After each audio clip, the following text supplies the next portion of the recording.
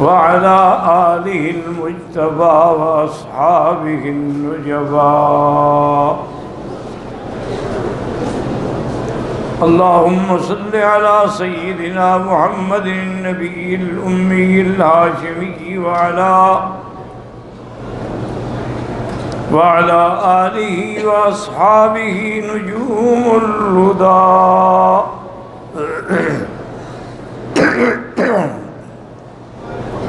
أما بعد فقد قال الله تبارك وتعالى في القرآن المجيد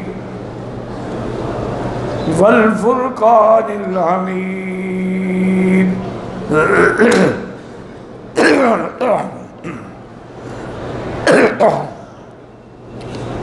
أعوذ بالله من الشيطان الرجيم. بسم الله الرحمن الرحيم. وسيجنبها الأتقى الذي يؤتي ماله يتزكى وما لأحد عنده من نعمة تجزى إلا ابتغاء وجه ربه الأعلى ولسوف يرضى. قال النبي صلى الله عليه وسلم: عليكم سنتي وسنة الخلفاء الراشدين المهديين،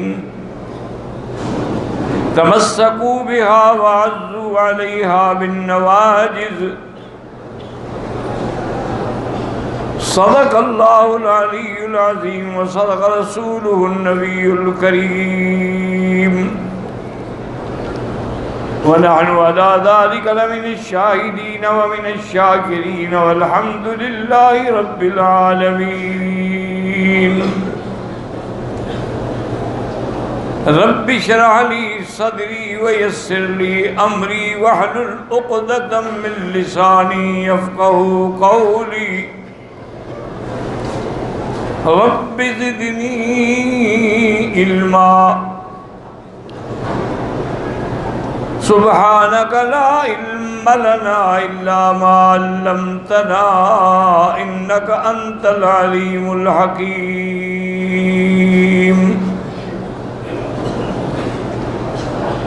برادران اسلام، واجب الاحترام بزرگوں، دوستوں، بھائیوں، عزیز نوجوانوں، محترمہ مائیوں اور بہنوں، اللہ تعالیٰ کے کلام مقدس میں سے آیات مبارکہ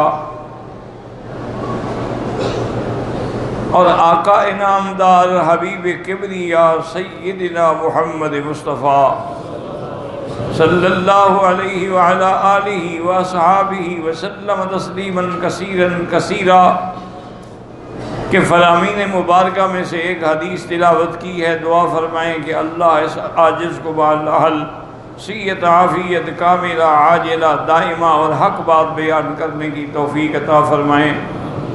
آپ کو حق سننے سمجھنے کی، ہم سب کو مل کر حق پر چلنے کی توفیق عطا فرمائیں. پروردگار عالم تمام آنے والوں کی حاضری، حج، عبادات، زیارات منظور و مقبول فرمائیں. میں نے کل کے درس میں بھی سیدنا ابی بکر رضی اللہ تعالی عنہ کے بارے میں کچھ معروضات پیش کی تھی. چونکہ یہ متفق عقیدہ ہے کہ حضور صلی اللہ علیہ وسلم کے بعد افضل الخلق جو ہیں وہ حضرت ابو بکر ہیں، اس کے بعد حضرت عمر ہیں رضی اللہ تعالی عنہ، پھر حضرت عثمان ہیں اور پھر حضرت علی ہیں رضوان اللہ علیہم اجمعین. چونکہ حضور پاک نے نام لے کے فرمایا، آپ نے فرمایا کہ فَاقْتَدَوْا بِالَّذِينَ مِن بَعْدِ أَبِي بَكْرٍ وَعُمَرٍ، میرے بعد اقتداء کرنی ہے تو ابی بکر اور عمر کی اقتداء کرو. یعنی نام لیا حضور پاک. حتیٰ کہ ایک روایت میں آتا ہے کہ ایک عورت نے آ کے حضور سے مسئلہ پوچھا اور مسئلہ پوچھنے کے بعد عرض کرنے لگی کہ یا رسول اللہ، موت و حیات تو سب کے لیے ہے، اگر میں پھر کبھی مدینے میں آؤں سوال کے لیے اور آپ کو نہ پاؤں تو پھر میں کہاں جاؤں؟ فرمایا فاتح ابی بکر، پھر ابو بکر سے جا کے پوچھنا۔ تو حضور نے حضرت ابی بکر کا نام لیا۔ اللہ نے حضرت ابی بکر کو کئی فضائل سے نوازا۔ ایک سفر میں حضور صلی اللہ علیہ وسلم کے ساتھ ازواج مطہرات میں سے سیدہ عائشہ صدیقہ رضی اللہ تعالی عنہا بھی تھی۔ جب قافلہ ٹھہر جاتا تھا تو عورتیں جو ہیں وہ قافلے سے دور پہاڑوں میں، وادیوں میں جاتی تھیں اپنی قضاء حاجت کے لیے۔ اتفاق کی بات یہ ہے کہ بی بی عائشہ جب گئی تو ان کا گلے میں ہار تھا، وہ ٹوٹ کے گر گیا۔ بی بی صاحبہ نے بڑا تلاش کیا لیکن وہ ہار نہیں ملا۔ اب قافلے کی تیاری کا وقت بھی قریب آ رہا تھا تو بی بی نے حضور سے کہا کہ یا رسول اللہ، میں نے وہ ہار جو ہے وہ تو عاریتاً کسی سے مانگ کے لیا تھا کہ آپ کے سفر میں جا رہی ہوں تو چلو میں گلے میں کچھ پہن لوں، وہ ہار گم ہو گیا ہے۔ حضور پاک نے حکم دیا ابھی قافلے کو روک دیا جائے، اس وقت نہ چلیں جب تک کہ وہ ہار نہ مل جائے۔ صحابہ کو بھی یہ بات پہنچی۔ اللہ کی شان یہ ہے کہ صبح کی وقت بھی، نماز کا وقت بھی قریب ہو رہا تھا اور پانی بھی نہیں تھا، تو بعض صحابہ نے سیدنا ابی بکر سے آ کے کہا کہ ابی بکر دیکھو، تمہاری بیٹی کی وجہ سے ہم سب کی نماز قضا ہو جائے گی۔ عائشہ نے حضور کو روک دیا ہے۔ سیدنا ابی بکر رضی اللہ تعالیٰ عنہ غصے میں آئے، اور بی بی عائشہ فرماتی ہیں کہ اس وقت کیفیت یہ تھی کہ میں ایسے بیٹھی ہوئی تھی اور میری گود میں حضور سر رکھ کے سو رہے تھے۔ میرے ابا نے آئے اور انہوں نے آواز بھی نہیں کی، لیکن مجھے زور سے گھوسا مارا میری پسلیوں میں کہ تم نے حوست الناس، لوگوں کو روک دیا ہے نماز سے۔ بی بی صاحبہ فرماتی ہیں کہ مجھے بڑی تکلیف ہوئی، لیکن میں نے کوشش کی کہ میں ہلوں نہیں تاکہ حضور کی نیند میں فرق نہ آ جائے، لیکن اس کے باوجود بھی میرے آنسو نکلے اور حضور کے رخسار پہ گرے تھے، حضور بیدار ہو گئے۔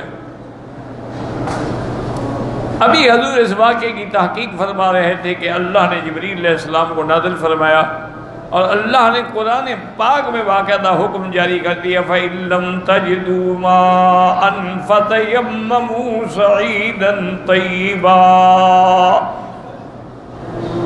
میرے محبوب آپ اپنی امت سے کہہ دیں کہ اگر کبھی پانی نہ ملے، آدمی کو وضو کی ضرورت ہو، حتیٰ کہ غسل جنابت کی بھی ضرورت ہو، تو تیمم کر کے نماز پڑھ لیں۔ اللہ نے حضور کی امت کے لیے اتنی رحمت فرما دی کہ تیمم کی اجازت آئی، تو اب سارے صحابہ دوڑ کے حضرت ابو بکر کو مبارک دے رہے ہیں کہ ابو بکر اللہ تمہیں مبارک دے، تمہارے گھرانے کی وجہ سے آج پوری امت قیامت تک کے لیے اس نعمت سے مستفید ہو گئی کہ پانی نہ ملے تو تیمم کر دو۔ تو یہ تیمم کی آیت جو ہے اس کا سبب بھی ابو بکر اور اس کی بیٹی ہے۔ اب بھی عائشہ فرماتی ہیں رضی اللہ تعالیٰ عنہ کہ جب تیاری ہو گئی میں نے کہا اللہ کی مرضی، انا للہ و انا الیہ راجعون، ہار نہ ملا تو کیا کروں؟ جب اونٹ کو اٹھایا گیا تو ہاتھ نیچے پڑا ہوا تھا، اترتے ہوئے وہ گر گیا تھا۔ تو اسی سے یہ مسئلہ بھی ثابت ہو گیا کہ نبی عالم الغیب نہیں ہوتے، اگر حضور عالم الغیب ہوتے تو ہاتھ تلاش نہ کر لیتے۔ علم غیب جو ہے وہ صرف اللہ کا خاصہ ہے، لیکن اگر اللہ علم غیب دیتے ہیں تب بھی انبیاء کی شان ہے، اور نہ دیں تب بھی شان ہے۔ اب دیکھو نا، اگر یہاں علم حاصل ہو جاتا تو تیمم کے حکم تو نہ آتا، ورنہ اللہ پہلے بھی علم دے سکتے تھے، لیکن علم غیب نہ دینے کی ایک شان بن گئی کہ قیامت تک کے لیے حضور کی امت جو ہے وہ اتنی بڑی نعمت سے مستفید ہو گئی۔ تو یہ مسئلہ جو ہے یہ بھی ابو بکر اور بی بی عائشہ کی سبب سے امت کو ملا۔ اسی طرح غزوہ تبوک کے موقع پر حضور پاک نے فرمایا کہ ہم نے تبوک جانا ہے، چونکہ ہمیں پتہ لگا ہے کہ روم والے جو ہیں وہ لشکر لے کر مدینے پہ حملہ کرنے کا ارادہ رکھتے ہیں، تو ہم یہ چاہتے ہیں کہ مدینہ منورہ میں لڑائی نہ ہو، ہم آگے جا کر ان کا مقابلہ کریں۔ خدا کی شان ہے، وہ گرمیوں کے ایام تھے اور امت مسلمہ بھی سخت حاجت میں مبتلا تھی۔ حضور نے فرمایا کہ جس کو جتنی اللہ توفیق دے وہ چندہ دے تاکہ غزوہ تبوک کی تیاری کی جا سکے۔ تو یہیں سے علماء نے مسئلہ نکالا ہے کہ دین کے کام کے لیے، مدرسے کے لیے، مسجد کے لیے، جہاد کے لیے چندہ کرنا منع نہیں ہے، یہ تو سنت ہے، لیکن چندہ کر کے لوگوں کا مال کھا جانا جو ہے یہ بہت بڑا گناہ ہے۔ کسی ایک آدمی کے پیسے کھا جائے، لیکن جب لاکھوں لوگوں کا چندہ ہو اور آدمی کھا جائے۔ اور آج کل ہمارے اکثر پیر اور مولوی الا ماشاءاللہ اس وبا میں مبتلا ہیں، دعا کریں اللہ ان کو کسی کا محتاج نہ کرے، اور کیا کر سکتے ہیں، ورنہ آپ خود اندازہ کریں کہ ایک آدمی ہے، مثلا امام مسجد ہے، خطیب ہے، محتمم ہے مدرسے کا، کوئی جائیداد نہیں، کوئی آمدنی نہیں، لیکن اس کے ٹھاٹ باٹ دیکھو، اس کی گاڑیاں دیکھو، اس کے دفتر دیکھو، اس کے نوکر چاکر دیکھو، یہ کہاں سے آتی ہے؟ مانا ہے کہ امت کے چندے کا پیسہ کھا رہے ہیں، لاکھوں روپے کے موبائل انہوں نے ہاتھ میں رکھے ہوئے ہوتے ہیں، کس کے پیسے ذریعے جا رہے ہیں؟ زکوٰۃ کے پیسے سے۔ حضرت امیر المومنین عمر بن الخطاب رضی اللہ تعالیٰ فرماتے ہیں کہ میں آج بڑا خوش ہوا کہ آج میرے گھر میں بہت پیسے تھے، میں نے کہا آج تو یقیناً میں ابو بکر سے نمبر لے جاؤں گا۔ میں نے گھر میں جا کے جتنا مال تھا سب کو آدھا آدھا کیا، آدھا گھر کے لیے چھوڑا، آدھا لے کے حضور کے دربار میں رکھ دیا۔ حضور پاک نے فرمایا عمر کیا لے کے آئے ہو؟ میں نے کہا یا رسول اللہ قسم تو بین والی، میں نے اپنے مال کو تقسیم کیا ہے، آدھا گھر چھوڑا ہے، آدھا دربار میں لے آیا ہوں۔ آپ بڑے خوش ہوئے، دعائیں دیں۔ اس کے بعد پوچھا کہ ابا بکر تم کیا لائے ہو؟ اس نے کہا حضور میں تو اپنے گھر میں اپنے کپڑوں کے سوا کچھ نہیں رکھا، سب کو لے کے حضور کے دربار میں آ گیا ہوں،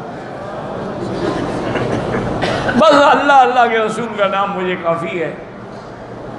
تو حضرت عمر کہتے ہیں میں نے بڑی حسرت سے کہا، میں نے کہا ابو بکر تم کسی کو نمبر نہیں لینے دیتے، آج بھی تم جیت گئے، حالانکہ مجھے بڑی امید تھی۔ حضرت عثمان رضی اللہ تعالیٰ عنہ کو حضور نے فرمایا کہ عثمان تم کیا دیتے ہو؟ کہ آپ سے میں 300 اونٹ ما ساز و سامان کے دوں گا، اور میں اور بڑھاؤ، انہوں نے کہا حضور میں اور 300 اونٹ دوں گا، آپ نے فرمایا اور بڑھاؤ، انہوں نے کہا حضور میں اور 300 اونٹ دوں گا۔ 900 اونٹ اس زمانے میں، اور ما اہلا سے اکتابیہ سارے ساز و سامان کے ساتھ۔ اور حضرت ابو بکر فرماتے ہیں تھوڑی دیر گزری کہ حضرت عثمان نے ایک بڑی تھیلی دینار و درہم کی بھری ہوئی لائے اور حضور کی گود میں ڈال دی، اور حضور اپنی گود میں یوں ہلا بھی رہے ہیں، خوش بھی ہو رہے ہیں، اور فرما رہے ہیں ما ضر عثمان ما عمل بعد اليوم، آج کے بعد عثمان تمہیں کسی چیز کا غم نہیں، تمہارے لیے جنت واجب ہو گئی۔ لیکن 900 اونٹ کے مقابلے پر اپنا سب کچھ لٹا دو، یہ مقام ابو بکر کو ملا رضی اللہ تعالیٰ عنہ وارضاہ، اور کسی کو یہ مقام نہیں ملا۔ اسی طرح یاد رکھیں کہ میرے آقا کی وفات کے بعد کچھ قبائل نے زکوٰۃ دینے سے انکار کر دیا۔ جب آپ کے لوگ گئے نا زکوٰۃ لینے کے، انہوں نے کہا ہم زکوٰۃ کیوں دیں؟ اللہ نے قرآن میں حکم دیا ہے نبی کو کہ زکوٰۃ لیں، خذ من اموالہم صدقۃ تطہرہم بہا وزکیہم بہا وصلی علیہم، کہ آپ ان کا مال لے کے پاک کریں، ان کے لیے دعا کریں۔ اب جب نبی فوت ہو گئے ہم کیوں دیں؟ انہوں نے اس تعویل سے، قرآن پاک میں یہ تحریف و تعویل ہمیشہ باطل فرقے کرتے ہیں۔ اب جیسے دیکھیں نا قرآن میں ربوہ کا نام 2 مقام پر ہے، قادیان نے کہا ہمارے رب کا قرآن کے اندر ذکر ہے، وہ اللہ کے بندے بھی عیسیٰ علیہ السلام کے زمانے کا قصہ ہے، قادیانی کا دادی بھی پیدا نہیں ہوئی ہوگی، لیکن جھوٹے کا کیا علاج ہے؟ اب جناب یہ ہوا کہ حضرت ابو بکر کو اطلاع ملی کہ فلاں قبیلے میں زکوٰۃ دینے سے انکار کر دیا۔ آپ آگے آئے، آپ نے خطبہ پڑھا، خطبہ پڑھنے کے بعد آپ نے فرمایا کہ لوگوں سن لو، جو شخص بھی زکوٰۃ کا انکار کرے گا میں اس کے ساتھ قتال کروں گا اور میں اس کے خلاف جہاد کا حکم دوں گا۔ حضرت عمر آگے آئے، انہوں نے کہا ابو بکر کیا کہہ رہے ہو یا خلیفۃ رسول اللہ، کیا کہہ رہے ہو؟ نقاتل اہل القبلہ، ہم ان کے ساتھ قتال کریں گے جو نماز پڑھتے ہیں، قبلے کی طرف منہ کرتے ہیں، ہمارا کھانا کھاتے ہیں، ہمارے ساتھ رہتے ہیں۔ اور حضور نے فرمایا کہ من صلی صلاتنا فاستقبل قبلتنا واکل ذبیحتنا فہو منا، جو ہمارا ذبح کردہ کھائے، قبلے کی طرف رخ کر کے نماز پڑھے، وہ ہماری جماعت سے، ان کے ساتھ کیسے ہم قتال کریں؟ زکوٰۃ کا انکار کریں، وہ بھی تعویل سے کر رہے ہیں۔ حضرت ابی بکر غصے میں آئے اور اپنا مکہ بنا کے عمر کے سینے میں زور سے مارا، گھونسا مارا اور کہا کہ جبار فی الجاہلیت و خوار فی الاسلام، عمر زمانے جاہلیت میں تو بڑا بہادر بنتا تھا، مسلمان ہو کے تو کمزور ہو گیا۔ واللہ لا اقاتلن، مجھے خدا کی قسم ہے میں قتال کروں گا۔ لو منعونی اکالا لقاتلتموہ، اگر ایک زکوٰۃ میں رسی دیتے تھے نا وہ بھی نہیں دیں گے تو میں قتال کروں گا۔ حضرت عمر کہتے میں ہٹ گیا، میں جا کے دیوار سے ٹیک لگا کے بیٹھ گیا اور سوچنے لگا کہ اب کیا کروں، ابو بکر کا ساتھ دوں نہ دوں؟ کہتے ہیں ثم انشرح اللہ صدری کما شرح صدر ابی بکر، اللہ نے میرا سینہ بھی کھول دیا جیسے ابو بکر کا سینہ کھول دیا۔ مجھے بھی بات سمجھ آ گئی کہ ابو بکر سچ کہتا ہے۔ آج اگر کوئی زکوٰۃ کا انکار کرے اور ہم خاموش ہو جائیں، کل کوئی نماز کا انکار کر دے گا۔ جیسے آج کل دیکھیں آغا خانی ہیں، انہوں نے نماز کا انکار کیا ہوا ہے، اور کئی فرقے ہیں، بعد نے 5 کی 2 بنا لی، بعد نے ساری معاف کر دی۔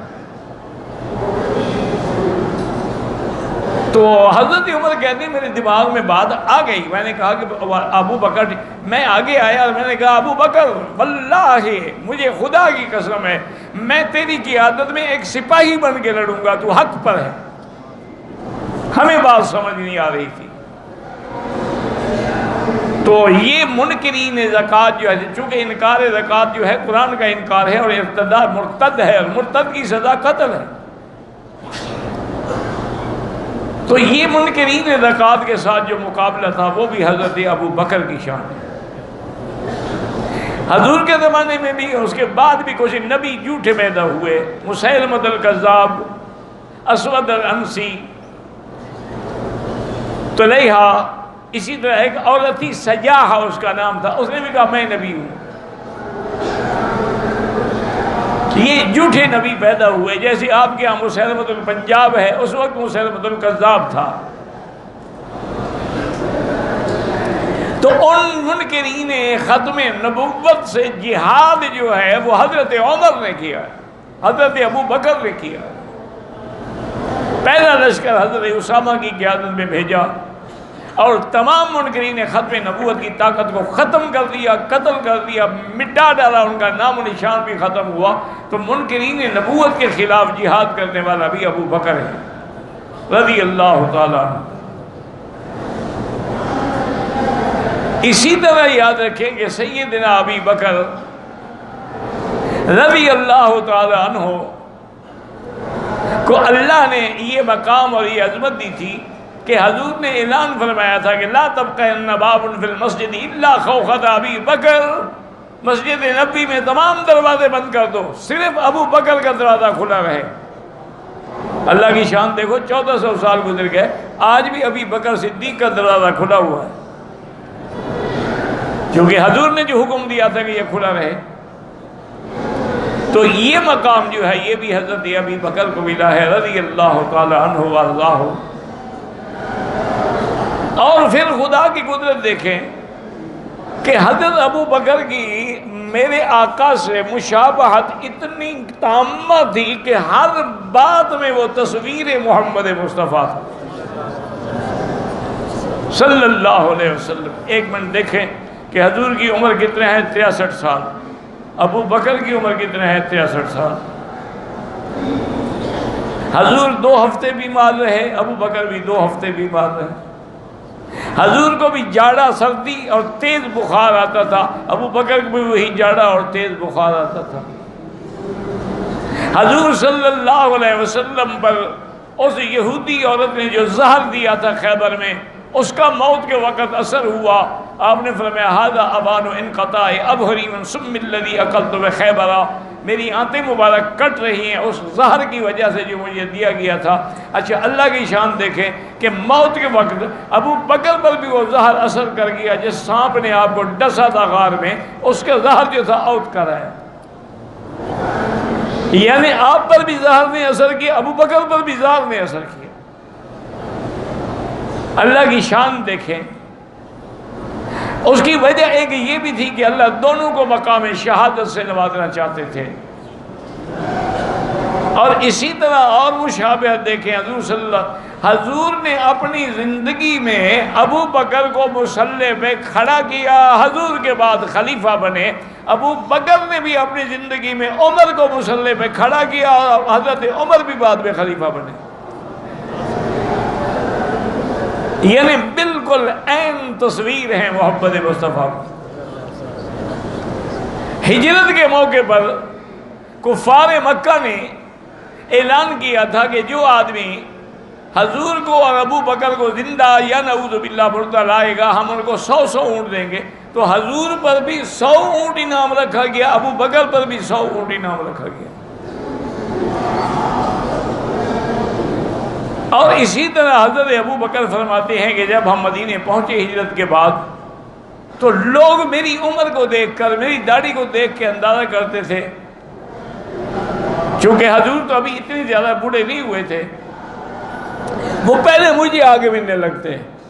بعض اولیاء اللہ نے ایک بڑا مسئلہ نہیں ہے ان کا، یہ یعنی علمی انکشاف ہے۔ وہ کہتے ہیں اصل میں غار کی صحبت نے، ہجرت کے سفر کی صحبت نے ابو بکر پہ ایسا نبوت کا رنگ چڑھا دیا کہ لوگوں کو سمجھ ہی نہیں آتا تھا کہ نبی کون ہو،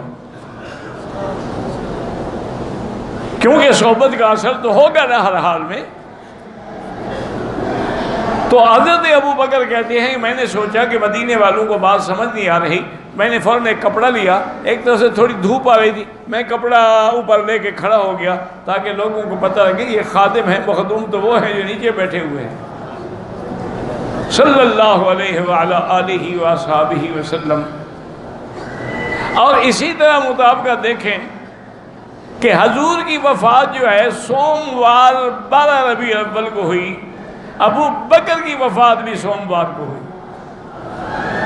اب یہ اللہ کا نظام ہے۔ ایک دن پہلے آپ نے پوچھا تھا بیوی سے کہ آج کیا دن ہے، حضور کب فوت ہوئے؟ انہوں نے کہا سوموار کے دن۔ فرمایا آج کیا دن ہے؟ انہوں نے کہا آج تو احد ہے، اتوار ہے۔ کہا اچھا، اس کا مطلب ہے کہ باقی میرے زندہ رہنے کی 1 رات رہ گئی ہے، میں بھی سوموار کو فوت ہو جاؤں۔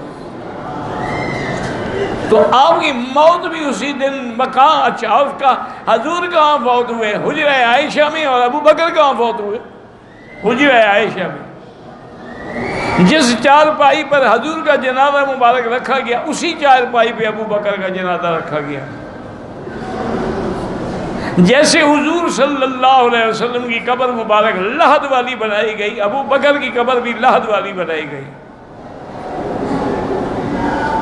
اسی لیے ایک روایت میں حضور نے فرمایا خلقنا من تربت واحدۃ، ہم ایک ہی مٹی سے پیدا ہوئے ہیں، میں ابو بکر اور عمر، اسی میں دفن ہوں گے اور اسی سے پھر ہم کٹھے اٹھیں گے۔ اور ایک دن اپنے صحابہ کو حضور نے فرمایا ھذا نبعث یوم القیامہ، قیامت کا دن جب ہوگا عیسیٰ ابن مریم میرے ساتھ ہوں گے، دائیں ابو بکر ہوں گے اور بائیں عمر ہوں گے، اس طرح ہم اپنی روضہ مبارک سے باہر آئیں گے، اس وقت بھی ابو بکر ساتھ ہوگا، غار میں بھی ساتھ ہے، مزار میں بھی ساتھ ہے۔ اور حضور نے فرمایا تھا ابا بکر انت صاحبی فی الدنیا و صاحبی فی الغار و صاحبی علی الحوض، تم جیسے میرے ساتھی ہو اسی طرح حوض کوثر میں بھی تم میرے ساتھ کھڑے ہوگے۔